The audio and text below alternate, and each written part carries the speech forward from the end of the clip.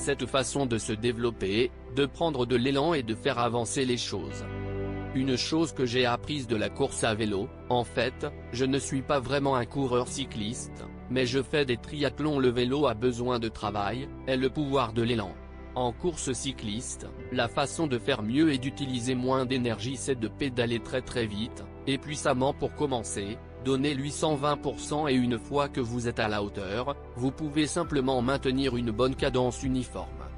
J'ai souvent utilisé cette technique, même avec ma voiture qui suit mon kilomètre par litre. Bien sûr, je ne fais pas de gros démarrage en jackrabbit, mais je prends de la vitesse rapidement, puis je vais doucement sur l'accélérateur.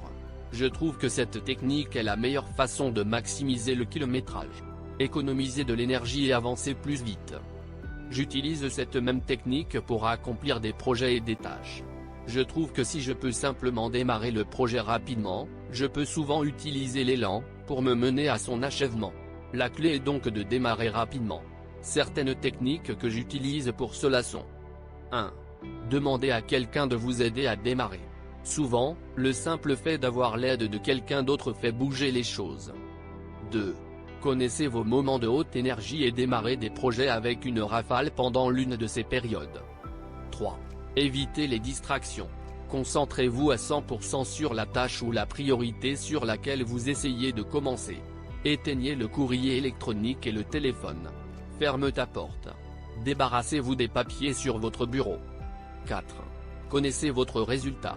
Plus vous savez clairement ce que vous voulez accomplir, plus vous avez de chances de l'accomplir. 5. Fixez une limite de temps. Je sais que je peux faire presque n'importe quoi pendant une courte période de temps.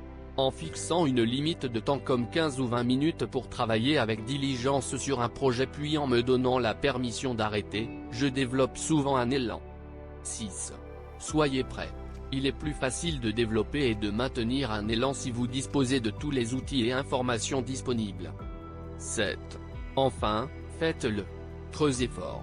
Poussez fort. N'oubliez pas le vélo. Quelques coups durs pour commencer rendent les choses beaucoup plus faciles à terminer avec moins d'énergie. Utiliser ces techniques pour prendre de l'élan peut vous aider à faire avancer n'importe quel projet plus rapidement et plus facilement.